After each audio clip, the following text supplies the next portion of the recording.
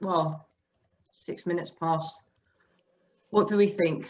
I will welcome everyone to today's, what are we, May member meeting. We've just had our AGM an hour ago, which was attended by a full membership, during which we, we presented the various committee reports, which we will also share with you just now. The annual accounts were approved. So of course this is always good news. We've had some, we have some changes to the board this year. Over the last couple of months, a number of board members have left us for pastures new. Salvatore Orlando has moved to Italy. Madeleine Love and newly married. Sandra van Bellingham has left Prope and is on to an exciting new challenge. Fabienne van der Kele is also currently unable to give us her time, but we know we will see her again. And finally, Alexander de Nijs, of course, of Fragomen. Fragomen, just following the recent year, have decided to sort of refocus their efforts elsewhere, but of course our bond remains as strong as ever, but he's unable to support us on the board for now. So we are very, very excited to have 4 new board members replacing them. We have Anita Meijer of Alta Global, whom I presume most of you will know. Then we have Massimo Mas of Expat Management Group. Unfortunately, he's attending an event with Euro just now. This also started at 4 p.m. So unfortunately, it's bad timing. The way diaries can clash sometimes, very unfortunate. But you'll be happy to know he's a great person. He's a legal expert, and he comes with bags of information and support to give us on the board. There is Julie Flamal, also, who is our youngest recruit from the MAP group, and we're very excited to have her on board on the ABRA board. And finally, Roland Keppens of Santa Fe Relocation, who's also been called into another meeting, not by Europe, but something else, and the name escapes me. So my apologies for that. For those of you just joining, Eric is here, but he is having some network issues, so I'm afraid you'll have to do with me as your host for the day. Welcome everyone. Perhaps we go into the committee reports. To begin with, Dave, our events committee. Yes, normally it's the fun committee, I always say, but this year with COVID, we were not able to meet in person. So we had a little bit less fun, but still good activity. Sadly, in March last year, we had to cancel our in-person AGM, but still we were managing to hold 4 member meetings since last AGM, including the AGM with Dimitri Vermeulen of Wellways. And then 3 other member meetings, one with the future of international mobility by PwC in September last year. Then we had a talk on Brexit with Daniel Dalton, the Chief Officer of the British Chamber of Commerce in Belgium and EU last December. And last but not least, in March this year already, we had an update by Koen Bekkers, partner at Deloitte, on international mobility market trends. And then, as Fiona already announced, we had a new formula called town halls, call them maybe mini meetings, although there were many people attending them. And we had one town hall on immigration with Alexander de Nijs of Fragomen last October. We had a town hall on expat partner staying active with Karin Bormans and Marie Geukens last year in November. In February, we had a very interesting talk by Sigrid Nouwelaerts of Johnson & Johnson, Janssen Pharmaceutica in Belgium, on talent mobility. And then last but not least, we had our own Tatsur Linden, the chief officer of the Jura, giving us an update on what they had been doing. So very active. Of course, we are very hopeful that in September of this year we can hold our first in-person meeting again. And we are in talks with organizers, but it's too early to confirm, but it's looking good. Voila, that's it for me. Thank you. Thank you, Dave. Yes, and before I forget, we have, or Katrien rather, has managed to find us a speaker on the vaccination program and how they are making that, accommodating for expats, so people who are just arriving into Belgium, and so on and so forth. So this is going to be a very good topic for June. So if you have any questions, if your clients would like to know what's the deal, can they get vaccinated in Belgium? Are they eligible? How long do they need to be here for? How does it work? And so on and so forth. Then June is the time to be here. But Katrien, you've most importantly been active as a member of our membership committee, together with Anita. And perhaps you'd like to give a little overview. Yeah. So we'll give you the small overview of our members database, speaking in terms of numbers mainly, I mean. So we have 13 full and local members. We have one candidate local member. We have 17 freelance members, 56 affiliate members, which makes us a total of 87 members. Which is exactly the same amount as last year. So we lost 2 members this year from last May on due to mergers and acquisitions in the industry. So as well as due to COVID impact, let us say. But we're happy to report that we are still remaining stable in numbers, so we're happy with that. There are a few new leads in the pipeline, so we have 3 potential new members with whom we are finalizing the paperwork, fine-tuning the paperwork. From this quarter on also, with the board committee, we decided that we will also contact international mobility persons, so HR persons, so who could join ABRA, who would be interested in becoming an ABRA member. So anyone who can think of clients, companies that might be interested in joining us, please let us know. So we're speaking about HR, international mobility, comp and benefit, maybe contacts. Then something about the new members who joined us. So we have 3 new members since the beginning of this year, which are Brigitte Lievens from Mitra, formerly Mitra, in fact. We have the British Junior Academy of Brussels, and we have the European School of Mol. What else was I going to tell you? Yeah, so indeed, but Dave already said it. So even in pandemic times, we see that companies are still searching for networking opportunities. So although it's in a virtual way for the moment, yeah, we hope that we can, from September on, yeah, get new members and meet them live. Yeah, that's it, in fact. Thank you, Katrien.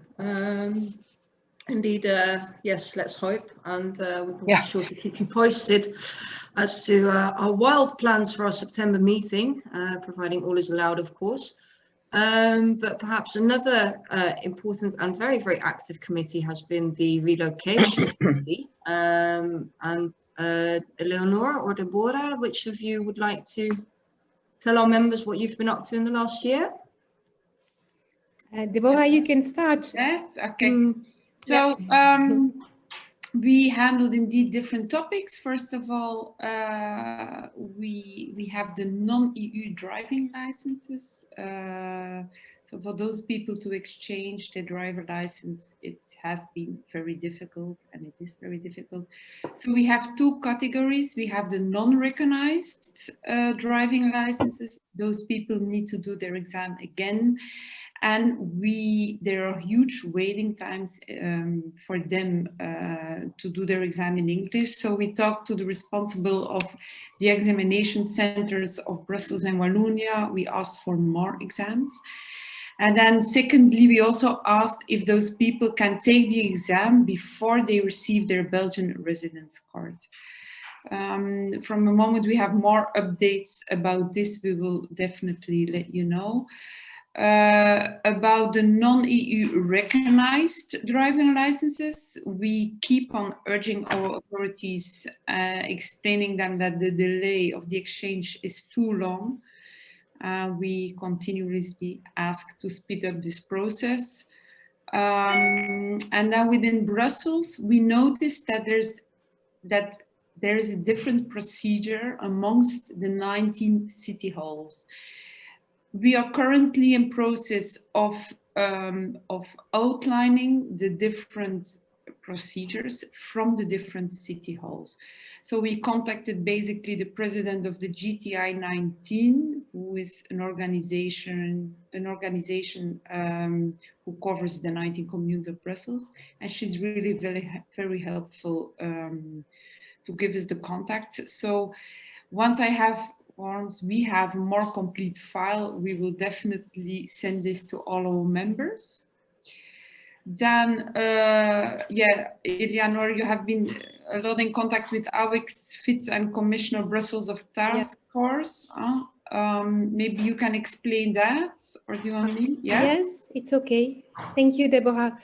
Indeed, when working on challenges faced by our industry and faced by our clients, we realize that our voice is not always easy to hear when we do address those topics with politics and the administration. And we had the idea to join forces and to join voices with AWEX and Commissioner Brussels and FIT, which are actually the governmental agencies for trade and investment. While they have as a mission to make Belgium and its regions more attractive for investors, we also need to make sure that expats and people working with expats have a good experience of Brussels. So actually, the challenges we have and the interest we have are quite common. And we reached out to those three offices, asking them if they would be interested in joining forces to give more voice to our common request and need. And they all said they were most willing to do that. So I would say we are now set to go, but we still need to make a concrete action plan and set the first meeting dates, work on a list of topics that we know are problematic and that they would add to the topic. So the first purpose of the task force is to indeed give more voice to our requests and obstacles, and also gain recognition amongst the government and authorities in Belgium. There will be more to tell in the future. It is a very new project. We'll keep you informed as soon as we have something to share. But as you now know what's going on, if you're facing some challenges or difficulties, please let us know. Who knows if that can be included in the work that we will be doing with that workforce. Is that a good wrap up, Deborah? Yeah, that's very good. Okay. And then finally, we still have the commune of Etterbeek. Yep. Where basically everything changed. They have a new physical address, a new website, and they have new procedures. But I understood from our earlier meeting that Fiona will send an update to everybody on this, correct?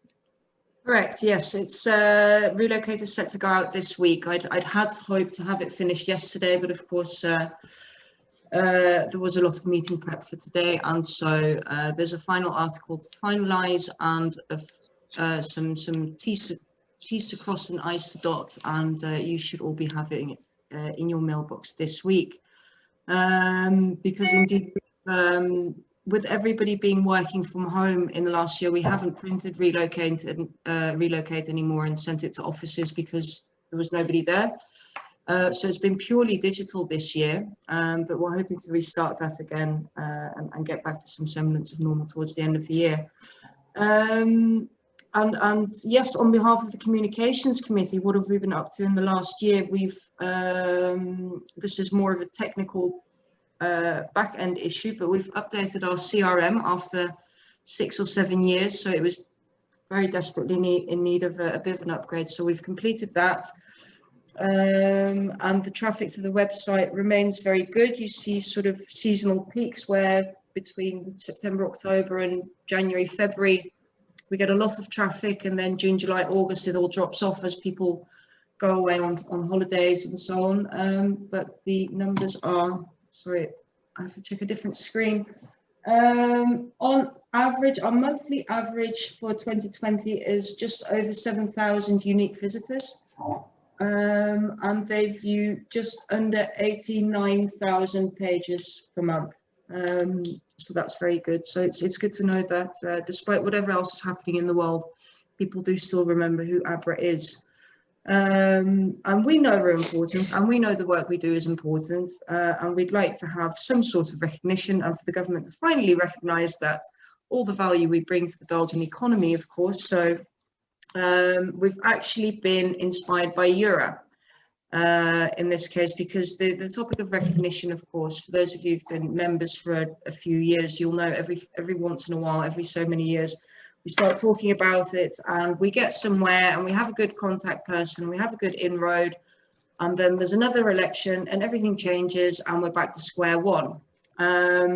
So Eura have actually in the last year very successfully set up an all-party parliamentary committee, yes, I believe so, and they have a lobbyist on hand for them. Now things will be slightly different in Belgium, of course, with all our many governments, but they've been very successful in sharing the ARP and the Eura story and proving how important the mobility industry is to the national economy, and we're hoping to follow their lead here in Belgium, and hopefully this is why we're wanting to join forces and voices with FIT and AVT and all the others, because, you know, Belgium is at the heart of a united Europe, and we do all need to work together and continue making it an attractive place to invest in and live and work.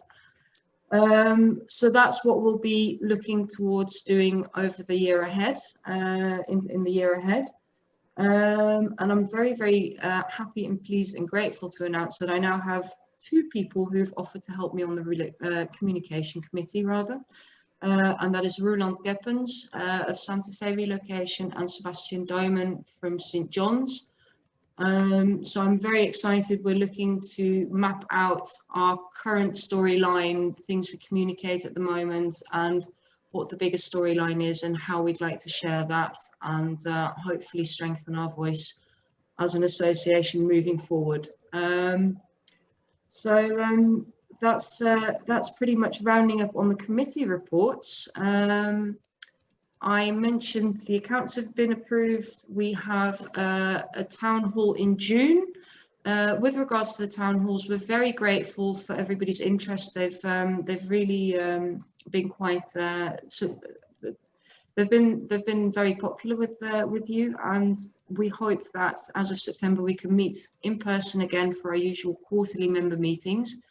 But the town hall may be more of an ad hoc thing where when an important topic or something interesting arises, we organise it on as and when things come up. But perhaps we've rambled on long enough, and onto the main event. David Willows has very kindly agreed to share his thoughts on modern day parenting with us today. And Eleanor, would you like to do the introductions? Yes, with pleasure. With pleasure. Yes, it's an honor, David, to welcome you here. David is Director of Advancement at the International School of Brussels. He's father of 6 children and a truly inspiring resource when it comes to topics related to parenting, teaching, educating. And by the way, I recommend you to have a look on his blog, fragments2.com. You can Google that and find that very easily on the web. David will now bring us through an interactive and conversational session on parenting dilemmas faced by ancient and modern families. We all struggle with the same things, and these dilemmas are probably even felt harder in the recent pandemic and lockdown situation, and are even more interesting to go through together now. And before leaving the word to David, I would like to inform you that the ISB is organizing a Discovery Week between 25 and 28 of May, so next week, to allow prospective parents to get to know the school by means of virtual sessions as a replacement of physical meetings that have been more difficult due to the current situation with COVID-19.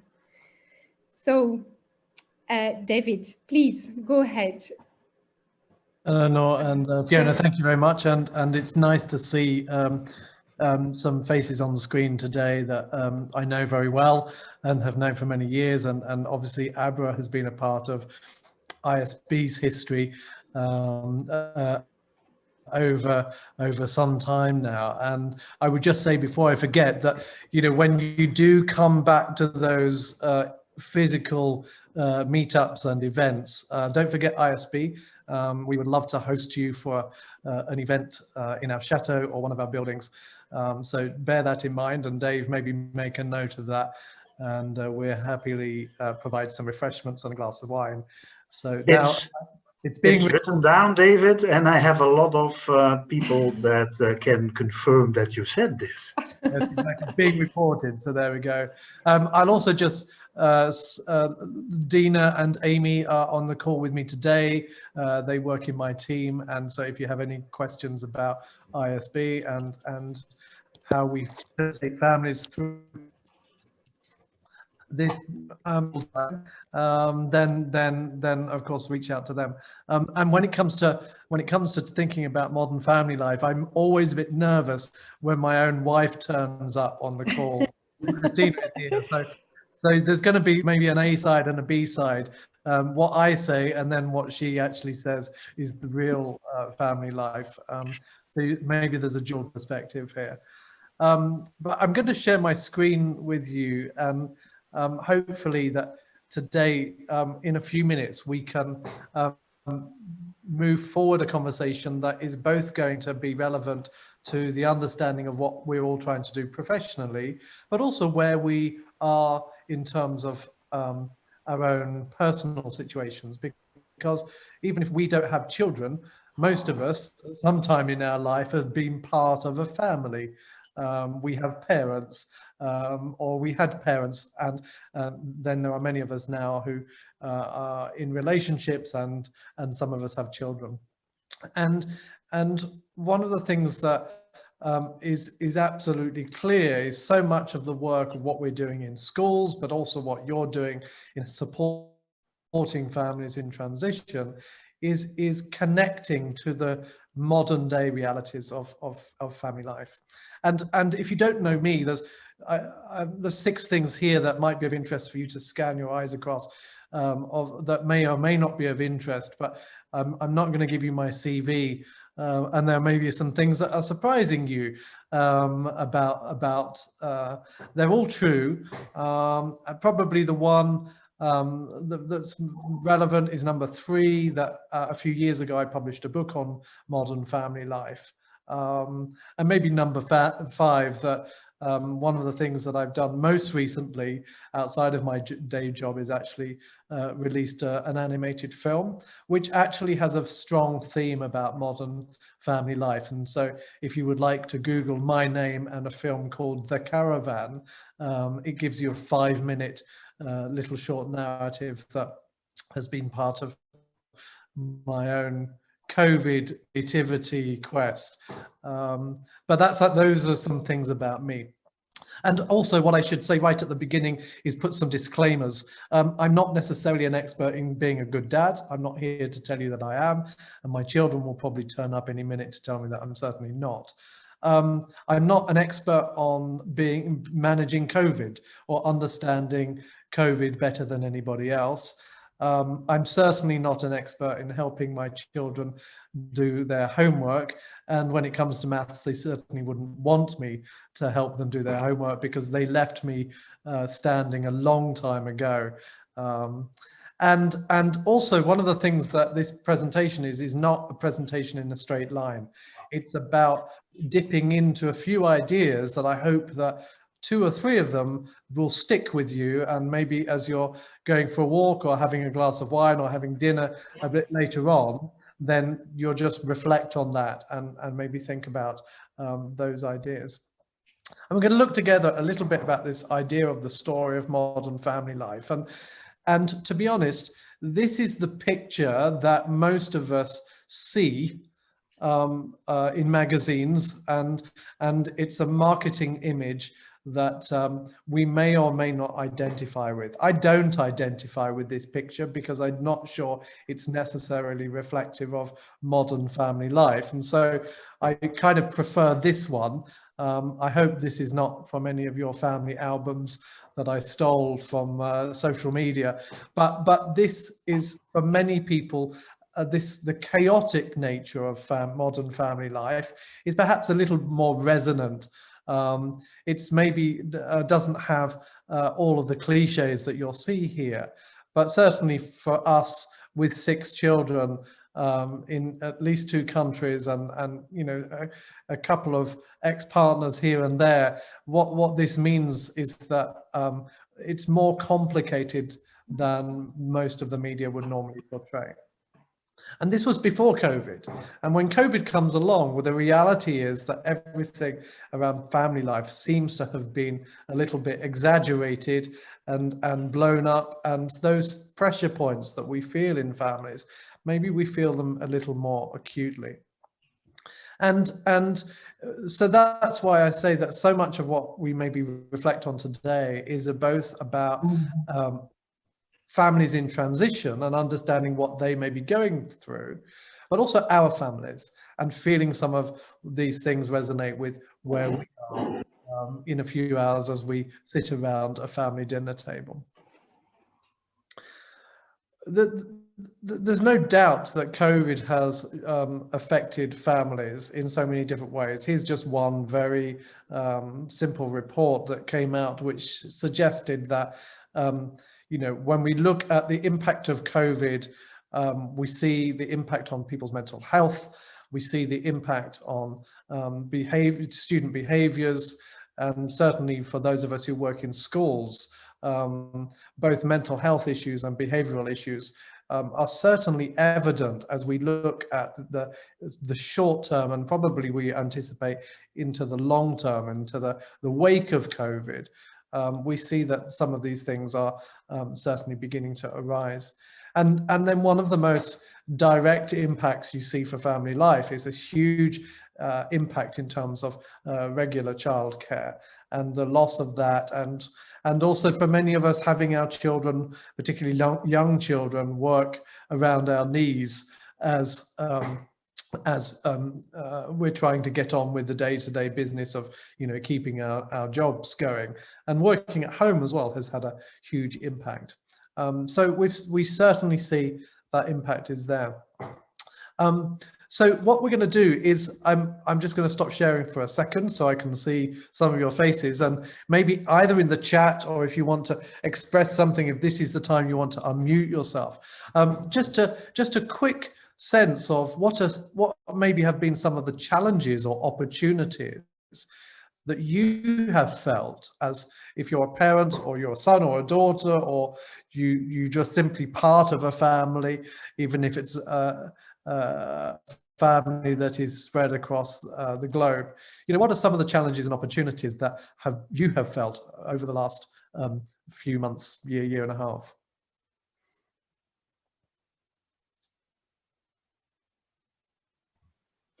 I'll gladly give the others the time to think about their own case. To start with challenges, I must say that there were more there on the side of my own parents and parents-in-law, because in my case, we talk about people that are 85 plus, that do not necessarily have all the tools that we are so much used to.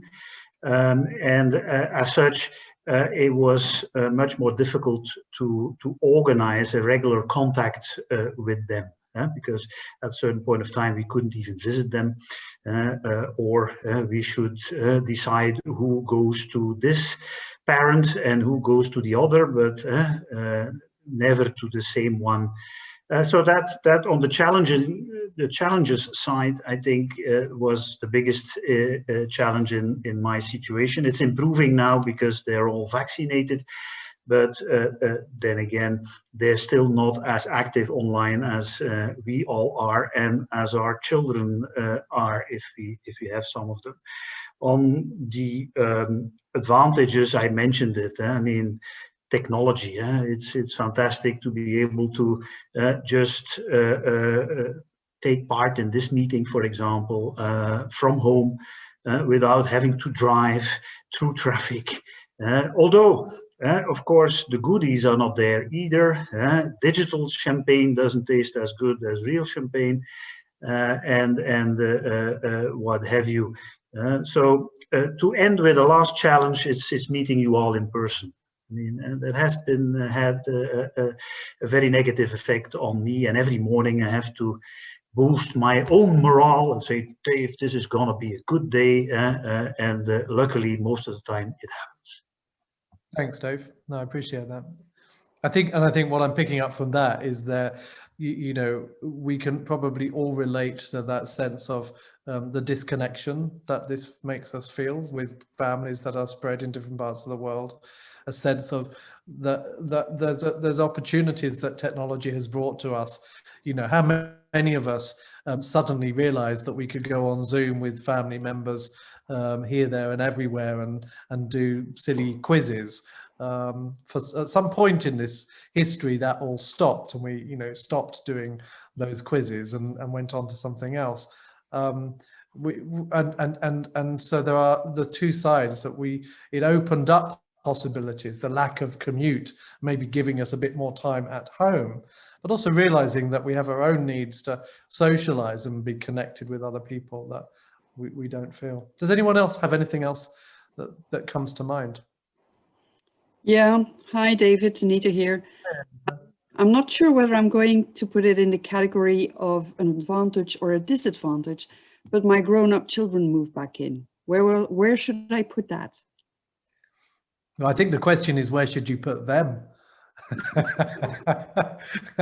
Because I think this is, yes, I've heard this story many times, that actually through this time, that grown-up children kind of moved back in. And I think this is, maybe it is a bit of a mixture of both. And so what you see is the disruption of family life, of patterns that were existing, that in many ways we had got used to. This is the way things are. For us personally, we would travel regularly back to the UK and back to Romania to connect with those family. And suddenly when those opportunities were blocked, our status in Brussels and almost our security in Brussels and our enjoyment changed a bit, and we had to get used to, in a sense, new ways of connecting.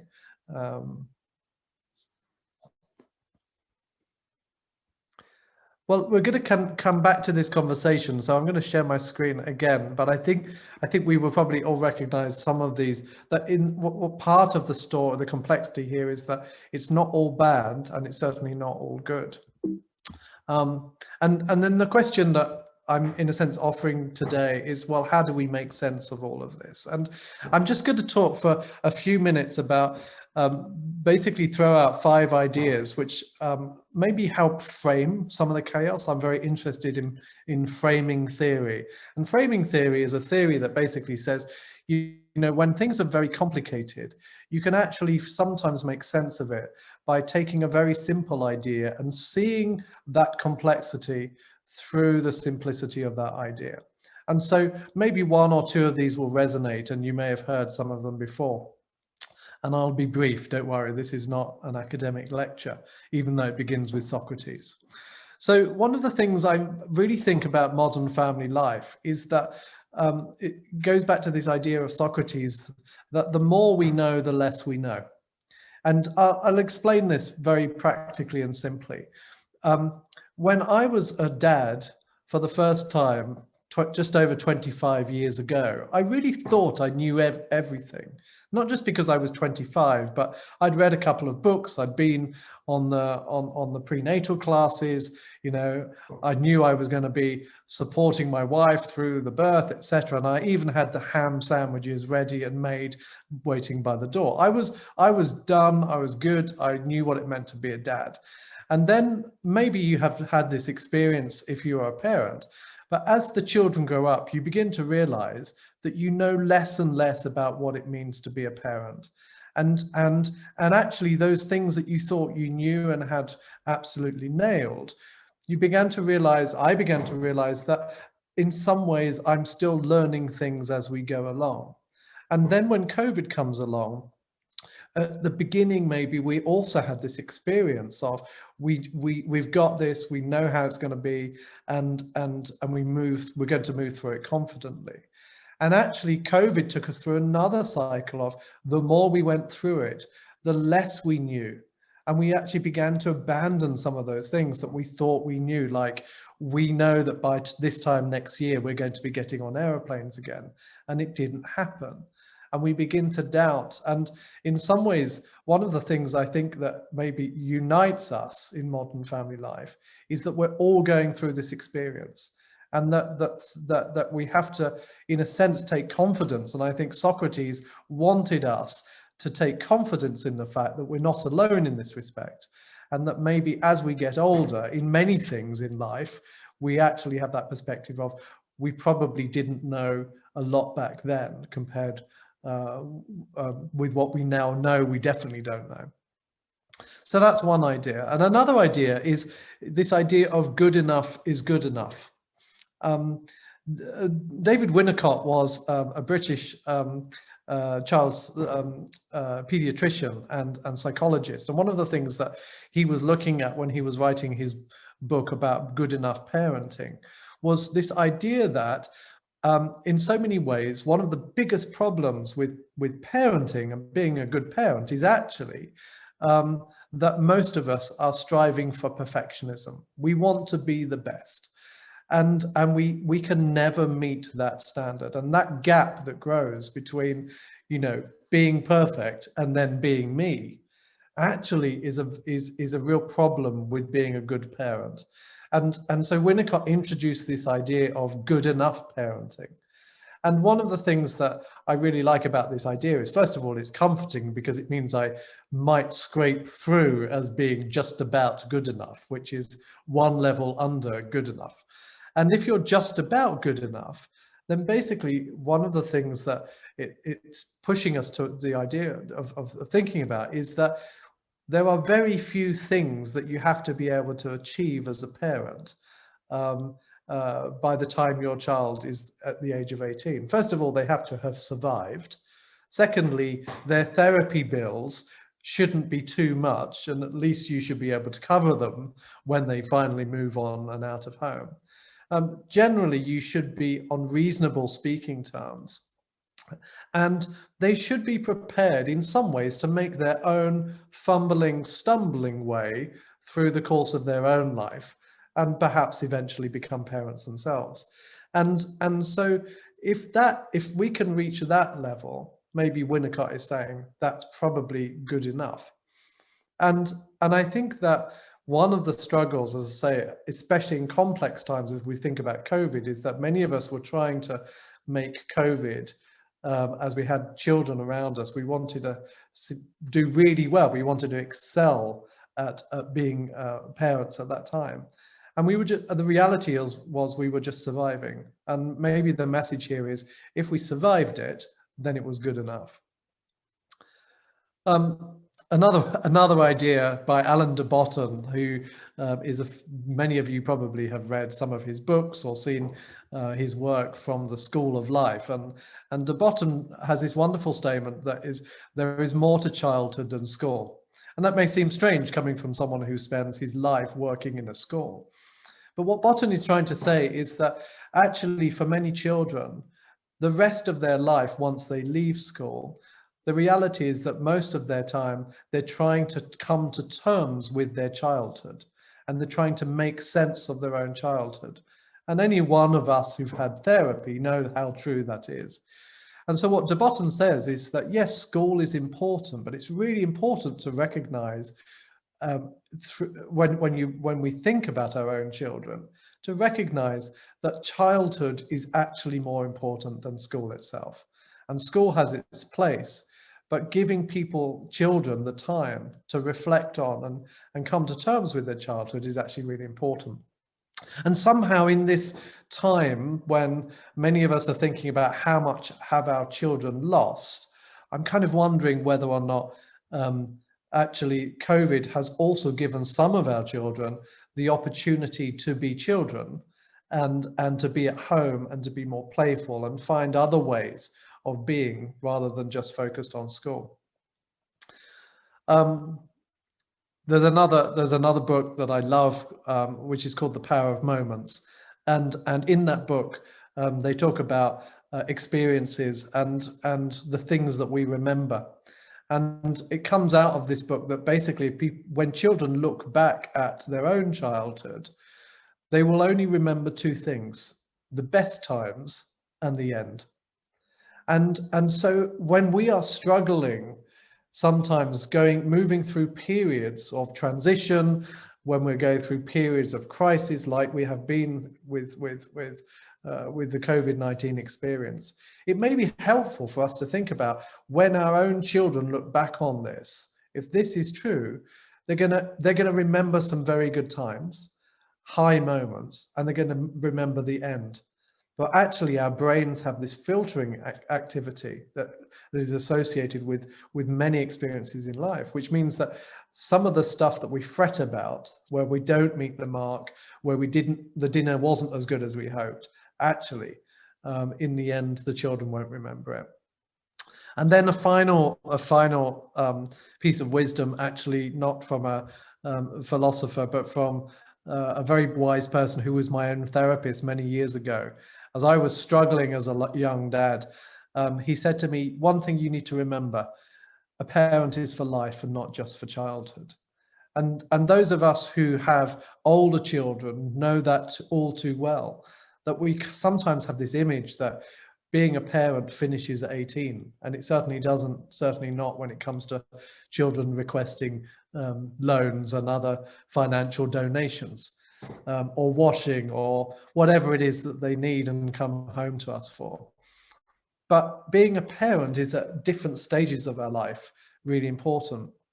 And it makes me reflect that actually myself, if we think about the different stages of being a parent, one of the things I often think about is that most of us are good at being parents at some stage and less good at being parents at other stage. So you may have been, if you have children, you may have been the sort of mom or dad that was perfect getting up and doing those sleepless nights, making the bottles, changing the nappy and putting the baby effortlessly back to sleep, and then waking up in the morning feeling refreshed. And you may have thrived in that, or you may have been the opposite. Or you may be someone who was really good at reading your children bedtime stories, or really good at dealing with teenage issues, or maybe you were just fantastic at having those early adult conversations as they thought about leaving school and going to university. The fact is, though, none of us are perfect or excellent or even good at every one of those phases. So it might be interesting to think that even though somehow through this we may be thinking, but I'm not good enough, etc. Actually, none of us are going to be good at every stage of this process of being part of a modern family. And maybe even from my own book, one of the things that I still hold really true is that real life, in the end, all of the meaning of modern family life is lived in fragments. And they are these moments of time that are filled with meaning, truth, and hope. And then as soon as those moments come, they can disappear and the chaos can return. And again, most of us will look back on a holiday that we've had with our family and think, we had a fantastic time. And probably what we're actually doing is focusing on those fragments, those moments in time that are absolutely filled with truth and hope. And we're forgetting all the other stuff where we were fighting over who did the dishwasher and who left the clothes out in the rain, etc. So we're gonna just have play a little game, and this is really for you to have a mental exercise, and we're going to finish in just a second. But just play this game in your mind, and think to yourself, you know, how many of these have you felt over the past year, in respect to your own family and your own children, if you have them, and kind of score yourself 1 point if you kind of felt any of those. I'll give you a minute just to look at some of those. You get bonus points if you can think of something else where you would score yourself a point.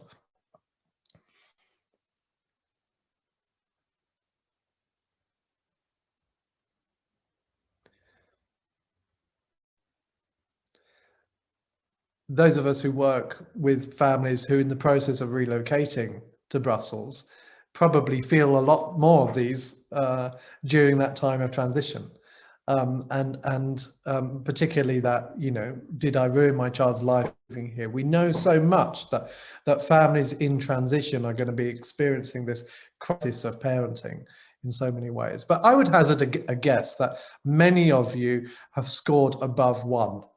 And that probably you're recognizing 3 or 4 of these as you look at them. And of course, one of the ways in which we make sense of this is by telling stories, and stories about how it really is. And you know, if I had more time today, I'd probably tell you about the time, even as someone who worked at ISB for the last 16 years, where my child had school refusal disorder. And that meant he didn't go to school for a year. And that was very painful. And as a parent, I always said that, you know, in some ways it was a bit like Willy Wonka in the chocolate factory, having these golden tickets where children could come to this fabulous school to learn. And my own son was locked in a room, not literally locked in a room, but had locked himself in a room where he didn't and couldn't go to school. And so being a parent is sometimes filled with these contrasts, and only by telling the story can we make sense of them. And when he finally did go back to the school, he and I decided that we would write a story about that experience, and we published it in a newspaper in the UK. And he wrote about his experience of that, and mine I wrote as his father. And it was very therapeutic, and in fact very healing for both of us to make sense of it in that way. But it's not always easy. And a couple of examples just to throw in. I used to collect little phrases of my own children trying to make sense of life. You know, this is typical one where my daughter doesn't, you know, want someone to chuck the friend out of school. But it's also, you know, Juliet wishes she was an omelette because it would be so warm in that pan. You know, kids, you can feel them trying to make sense of life. If you work in an international school, you're very proud when your daughter comes home to say that she learned all about Sweden, that they buy all their biscuits from IKEA. So again, you feel that sense of trying to work things out. But this is my favorite. When you could fly on a plane, Leia looked up And I've never looked up at that sign and thought anything other than you can't brush your teeth on the plane. Oh, you can't see the there's what she looked up at. So it's not always easy. So maybe just to leave you with a couple of thoughts, and then maybe we'll have 5 minutes for questions. You know, as you look back to a younger you back in February 2020, when all of this started to happen, you know, maybe now there's an experience of parenting and modern family life where you would say, actually, I would tell myself something different. You know, maybe I'd say to myself, don't get so stressed about where they are, you know, what they're learning, etc. And one of the things I learned from my own children that was very powerful, and I'm not going to read these out, I'll let you read them, is that as they went through things, and as I was concerned about what they were or weren't learning, it was very interesting I actually sent them all a survey. That's what dads who work in schools do. And I sent them a survey and I said, can you fill it in? And these are the kinds of things they were telling me about what they were learning about learning at this time. And it felt to me that actually, even though they had lost something, even though as a parent, maybe we were struggling in some areas, they were actually learning some very profound things about what learning really is like. And a final thought, there's a book by Taleb called Anti-Fragility. And what he says is that sometimes under periods of stress, certain organisms are a bit like muscles. In other words, you put it under stress and it gets stronger. And one of the things I'm convinced by is that for many people, that they will leave COVID, and this is maybe a sign of hope, actually stronger than when they went into COVID, because there's a sort of anti-fragility that happens, that it's like the muscles have been strengthened. And I think some of us have actually discovered aspects of modern family life that are very powerful. And I know that for my own children, one of the things that they have said about they felt uncomfortable having the prospect of spending so much time with their parents in the house. But by the end, they actually realized that we weren't so bad after all. And they actually enjoyed our company more than they had thought. So that's where I'm going to wrap up. I hope that in some ways there's maybe something that you will take away. Maybe we have a couple of minutes for any questions or insights or your own thoughts about this. But I'll leave it there and hand it back to Eleanor and Fiona. Thank you, Dave. I really enjoyed that, actually. I don't have children, so I can't speak of the joys of those.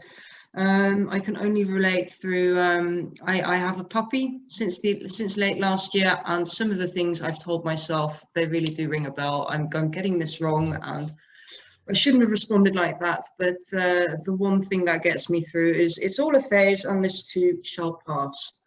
So that would be my thoughts. But it's very true. I think the last year has been both a challenge and an enlightenment for us all. You know, it's been different. We've all been taken out of our comfort zone, and we've had to adapt. And not necessarily it's a bad thing. Yeah, yeah.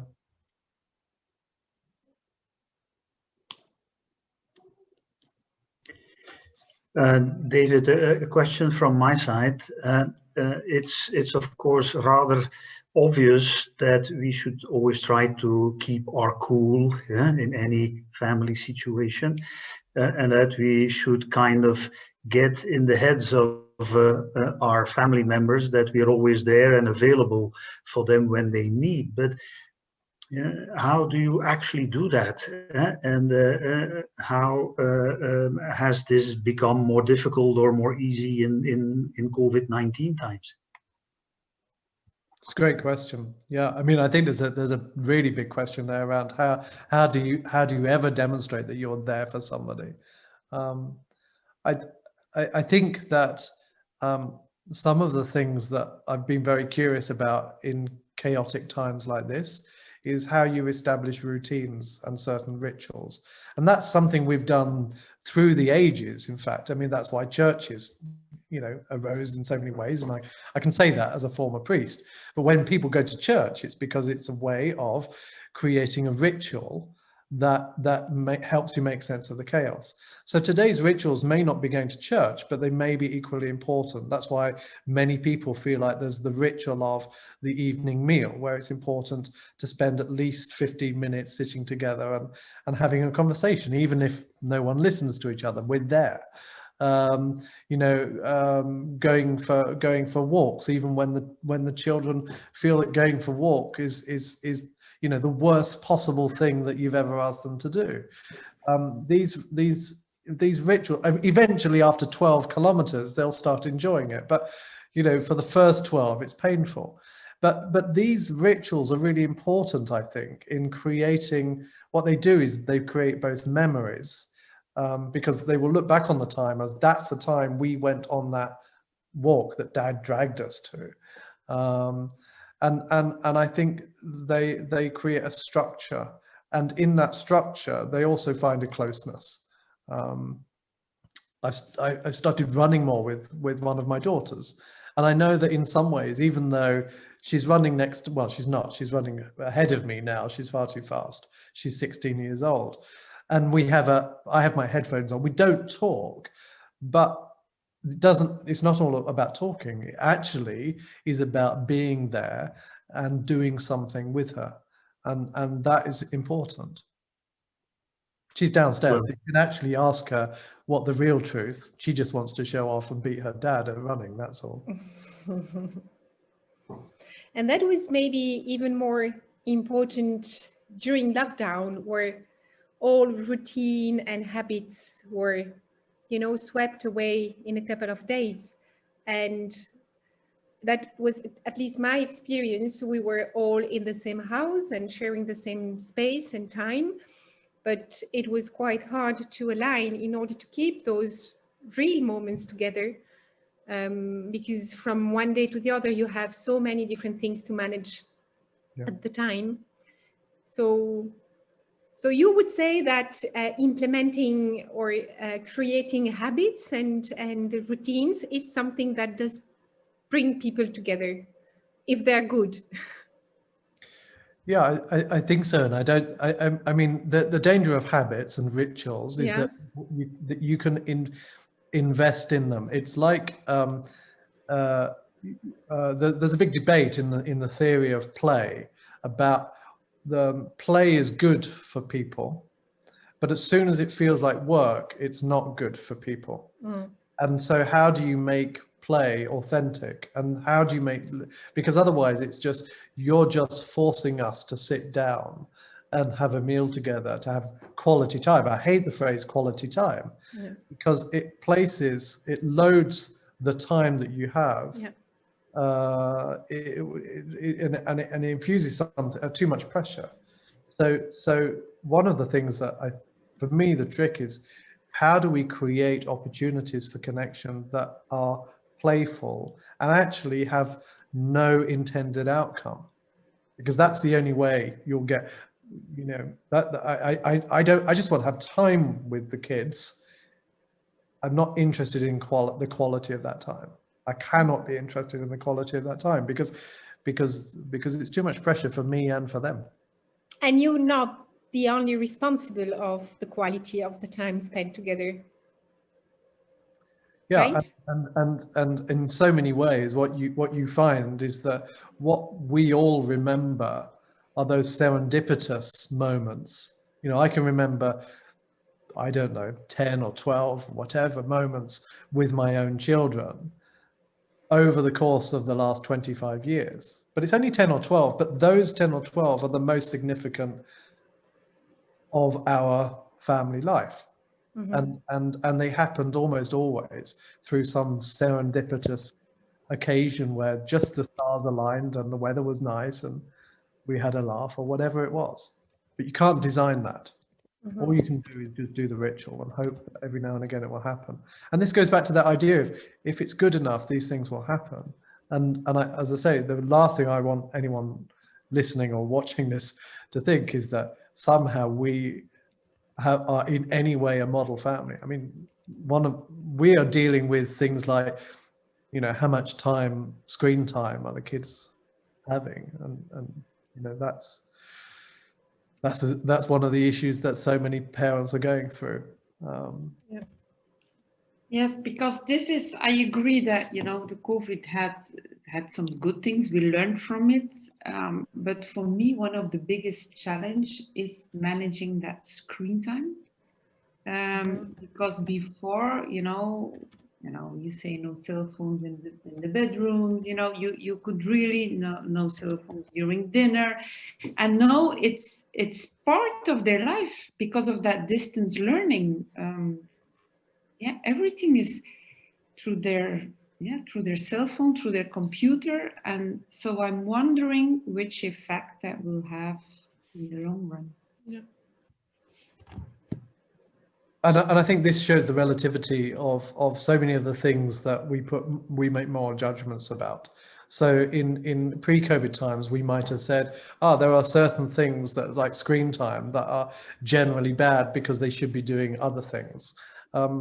It is, I think when we're in our more rational moments, we would be looking at our own kids and ourselves to say, actually, screens have saved our kids because it's the only way they've been connected. And connection trumps the screen time issue. So for all of us, it's been the same. How have we had dinner with our friends in England? We've had virtual dinners with friends where we have cooked together virtually in front of our screens and had a whole evening together. So we've used screen time. But it's been a way of making connection. And I think the long-term impact of some of these things, for sure, are going to have shifted us in different ways. If you allow me, David, to add to that, my children, Deborah, are quite a bit older than yours, so they should be able to start to think for themselves. And the good news is that occasionally they really get bored by having so much screen time. And they start to see that there are other things in life. And not with me, but they go to the sea with their friends to laugh and walk and drink and enjoy. Quite often things balance themselves. It's only when they don't balance themselves naturally that you should intervene. My personal feeling is don't intervene too quickly. Give them time to learn a little bit. You can give them hints and challenge them, but not too often. I think there is a modern I think there's a modern phenomenon in parenting where we think that we are the reason why our children may be successful or not. And that is absolutely not true. So most of the reasons why our children will become successful or otherwise has nothing to do with us. And this goes back to this idea of our only job is to to make sure they survive and we don't drop them on their head when they're 6 months old or something like that. But if they survive, their success will depend on so many other things, and it will involve them. And that, I think, in so many ways, one of the things that I look at my own children, particularly those who've grown up, and I see them in different ways flourishing, and also having their own challenges, each one of them. But it's very hard for me to say they are where they are today, for good and for bad, because of things that I did or didn't do. They survived just, and they're now out there making their own way in the world. That's very hard when you're a parent, particularly of young children, because you feel so much that everything you do is going to determine their future or their future therapy bill. But I agree that everybody wants to be the perfect parent, and that's not possible. Yeah. think as a couple, you might have different ideas about certain topics. We have two teenagers, 16, 18 years old. They're my stepsons. And yeah, my husband thinks they should already be able to manage their own lives and plan their day.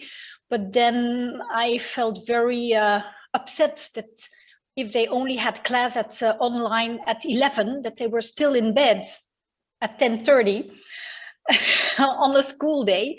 So yeah, we had some fights about topics like that. Should they, on a school day, have a structured day from the morning, although class only starts at 11? Yeah, it's quite challenging. I would guess that most people on the call would particularly those of recomposed families like ours. You know, I'm a Brit, and a cold-hearted Brit, and I'm married to Christina here, who's a warm-hearted Romanian. And if you know anything about Romanian parents, their children don't need to do anything until they're around 37. Certainly not cook anything. So, you know, whereas my mother said to me, if you want a dessert at the age of 10, then you have to make it yourself. And so you see this clash of cultures about, you know, what do we bring to our children? And yeah, I think the only thing you can do is bring, in some ways, some good humor to that about, you know, how different we are as parents. I know that my children really enjoy Christina's love and attention and warm-heartedness and the pancakes, whereas maybe they'll get something else from me. I'm not sure what though yet.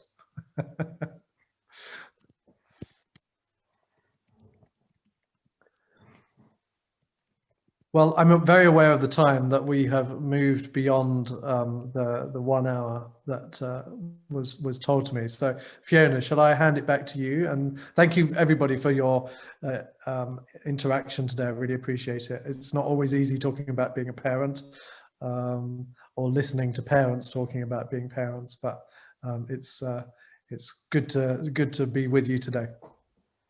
It's been great having you, David. Thank you ever so much. I think it's been a really interesting chat, and I love the way how everybody gets involved, and it's highly relatable, even if you don't have kids. You know, that there's always these bits, I suppose, that that make us all human. And yeah, so I don't know, does anybody else have any questions or anything to add?